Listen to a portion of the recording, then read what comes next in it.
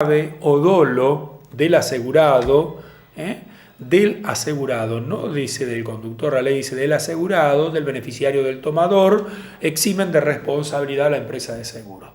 De manera tal de que si yo pruebo de que el conductor es asegurado y obró con culpa grave, no tendremos la cobertura asegurativa. Se libera de responsabilidad a la aseguradora. Acá hay 2 o 3 problemas en materia de tránsito. Primero, ¿qué se entiende por culpa grave? Por culpa grave se entiende la grosera o exorbitante negligencia, imprudencia, impericia. Por ejemplo, un típico caso de culpa grave es cuando se conduce con ebriedad, un importante grado de ebriedad, o también desaprensivamente, pasando varios semáforos en rojo. Estaríamos en conductas que pueden ser configuradas como culpa grave. Ahora bien, la segunda cuestión, si podemos superar la configuración de la culpa grave, viene sobre la culpa grave de quién. Porque la ley dice asegurado y en nuestro sistema legal las normas son imperativas o semiimperativas en materia de seguros y solo se pueden modificar en beneficio del usuario o consumidor, en beneficio del asegurado. En este caso, si nosotros interpretamos extensivamente la condición de asegurado como lo hacen las pólizas, llevando a la culpa grave del conductor como eximente de responsabilidad de la aseguradora, estaríamos modificando la interpretación de una norma en desmedro del asegurado. A ver si me entienden. Las pólizas asimilan la culpa grave del conductor a la culpa grave del asegurado. Es el caso donde el titular registral es el asegurado y el automotor lo conduce una persona habilitada, su hermano, un dependiente o cualquier persona habilitada para hacerlo. Entonces se dice, la póliza dice, si el conductor actuare con culpa grave, también libera de responsabilidad. En cambio la ley dice, solo libera de responsabilidad la culpa grave del asegurado, que en este caso sería la del titular registral. En estos supuestos la jurisprudencia se ha reorientado hacia la no posibilidad de extender la cláusula de liberación de la culpa grave respecto de la aseguradora. Es la culpa grave del asegurado. Otra cuestión que también es muy importante es cómo funciona este seguro. Este seguro funciona a través de las cargas que tiene la aseguradora, de dirección del proceso y de defender hasta las últimas consecuencias los intereses del asegurado en virtud de esta dirección del proceso. Esto significa que nosotros cuando se reciba la demanda con toda la documental o algún reclamo tenemos que trasladarlo inmediatamente a la empresa de seguros. La empresa de seguros va a definir la estrategia judicial, nos va a designar el abogado, el apoderado, salvo que contractualmente se haya previsto otra cosa. Estoy hablando en principio, y se va a hacer cargo de la dirección del proceso. ¿Qué significa? Defenderme, definir la estrategia judicial, determinar el abogado.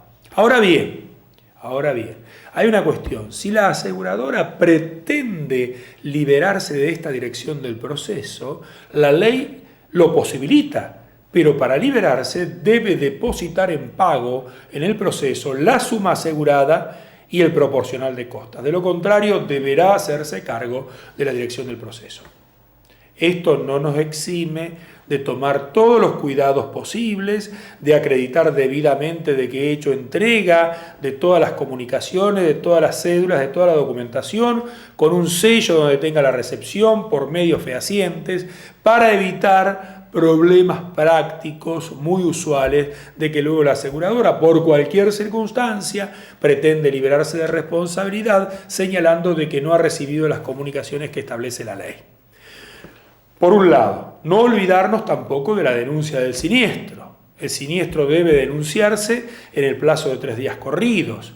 La aseguradora debe pronunciarse en el plazo de 30 días corridos.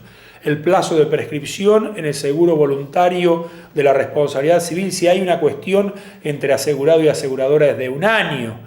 Y aquí surgen controversias y problemas. Todas estas cuestiones obviamente requieren que se profundice acabadamente la figura del seguro. Pero volvemos al aspecto práctico, que es el nuestro, vinculado a los accidentes de tránsito. Y aparece una tercera cuestión que también es importante, la llamada citación en garantía.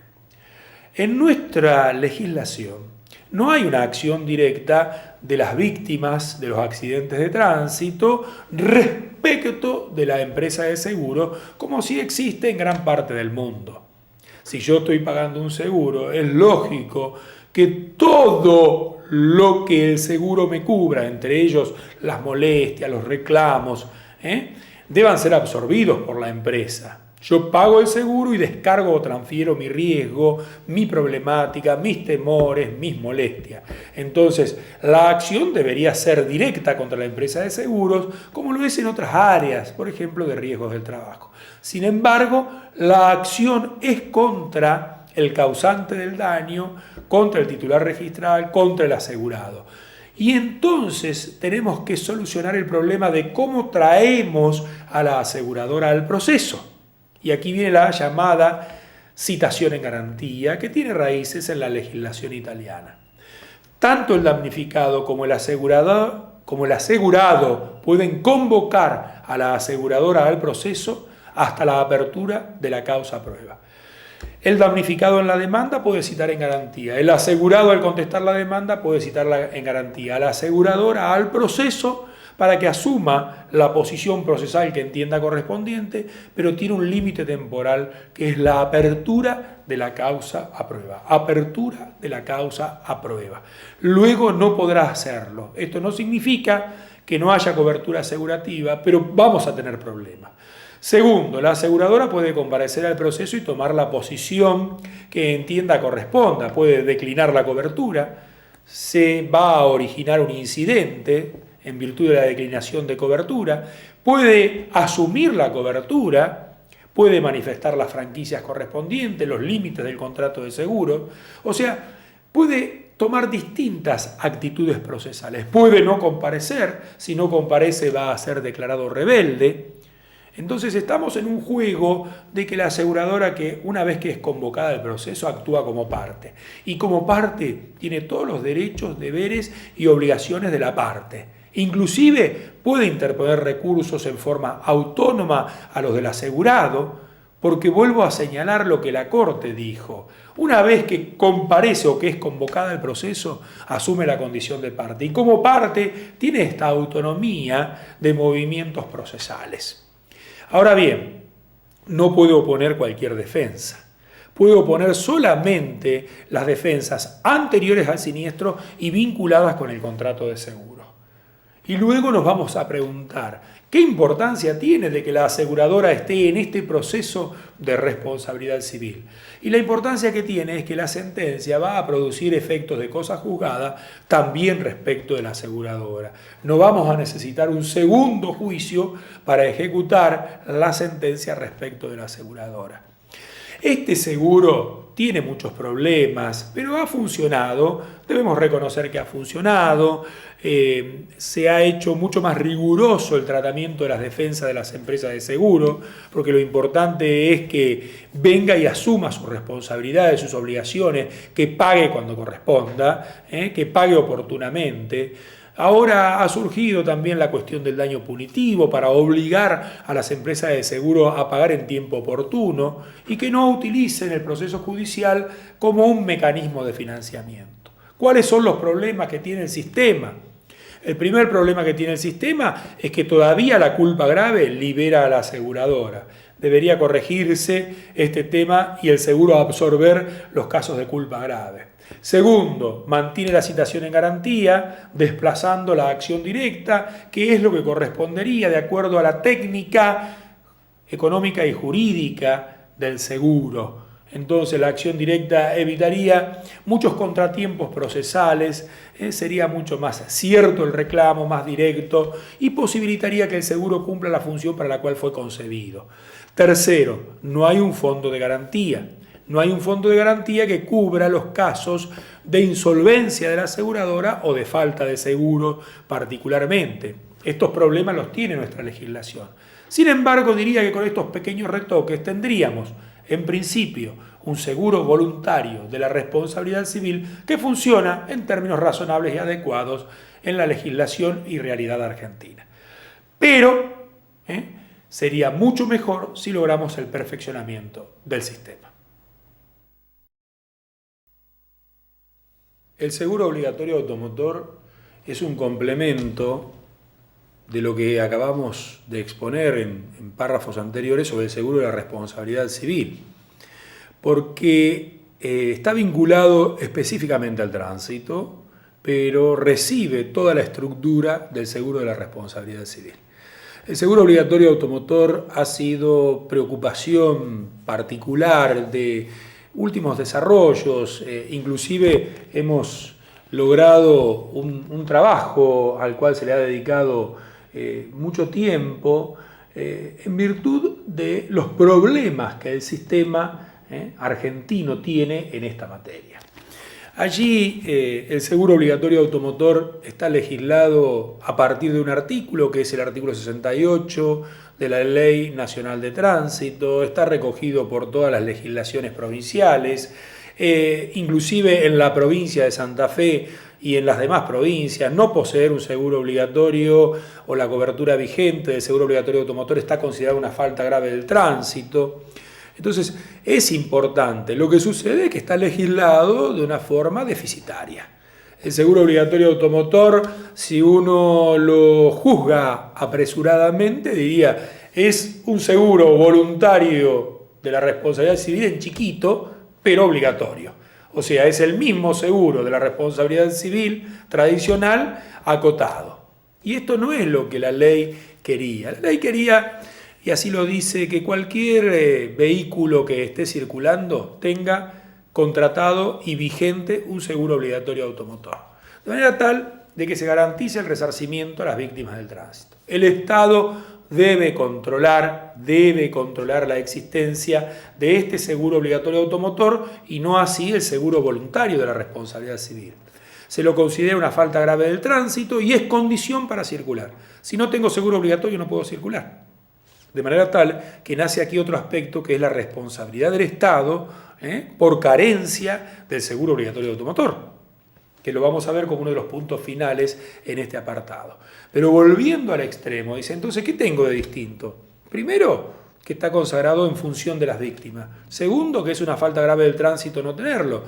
Tercero, que es una condición para circular. Muy bien, pero hay otros aspectos distintivos.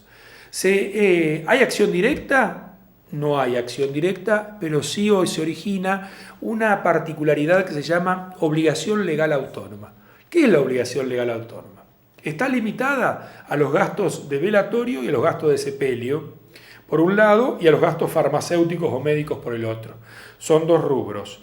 En estos dos rubros, por un monto muy pequeño, que no es bueno señalarlo porque va cambiando a través de resoluciones de la superintendencia, por montos muy pequeños, permite esta obligación legal autónoma que la víctima de un accidente de tránsito o sus derechohabientes puedan dirigirse contra cualquier empresa de seguros involucrada en el accidente, tenga o no responsabilidad del asegurado, para reclamarle la cobertura de estos gastos de velatorio, sepelio, farmacéutico o médicos por otro lado, hasta el límite que establece la reglamentación, que son límites muy bajos.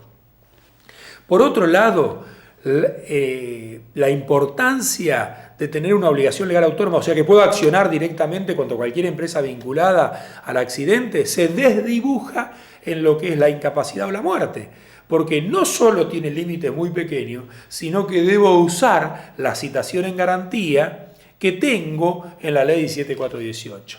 Entonces, vemos que se agudizan los problemas del seguro tradicional en el seguro automotor. Tampoco existe fondo de garantía, y al no existir fondo de garantía, cualquier accidente de tránsito donde se involucre un automotor que no tiene seguro obligatorio nos va a dejar absolutamente desprotegidos. Y la pregunta consecuente es, ¿hay responsabilidad del Estado o no hay responsabilidad del Estado en aquellos casos donde un automotor o un transporte público de pasajeros circula sin seguro obligatorio y causa un daño a una persona? Y aquí la tendencia se ha agudizado a favor de que hay responsabilidad del Estado por falta de servicio, por falta de control, por omisión en el control. En definitiva, como no hay fondo de garantía, debemos recurrir y preguntarnos ¿por qué este auto estaba circulando sin seguro obligatorio? ¿Por qué este colectivo estaba circulando sin seguro obligatorio? Y se van multiplicando los precedentes que hacen responsable al Estado por los daños causados por un automotor, por un vehículo, por un transporte que no tiene seguro obligatorio automotor. Pero el problema ¿dónde está? Que lo hace responsable solamente en la medida del seguro obligatorio, que ya dije es muy pequeña. Entonces, este seguro obligatorio es condición para circular. Si yo circulo sin el seguro obligatorio y causo un daño, se abre la posibilidad de la responsabilidad del Estado. Posibilidad, dije, no certeza, pero igualmente, aun cuando fuere responsable, lo es en los límites muy pequeños, muy exiguos del seguro obligatorio automotor. Ahora bien, esto es porque no hay un fondo de garantía, que es lo que hay que tratar de instaurar en la República Argentina, para el auto robado, para el auto conducido por una persona ebria, para la persona que se da la fuga, para la insolvencia de las aseguradoras. Siempre debe haber un fondo de garantía y así es en los estados más modernos. Otra cuestión muy particular que no está instaurada en la República Argentina es que el seguro obligatorio lo es en favor de las víctimas y no, como era el otro, para la indemnidad del patrimonio del asegurado. Pero ¿qué sucede? Aquí se plantean las mismas exclusiones que se plantean en el seguro voluntario. Entonces, ¿qué es lo que hace que sea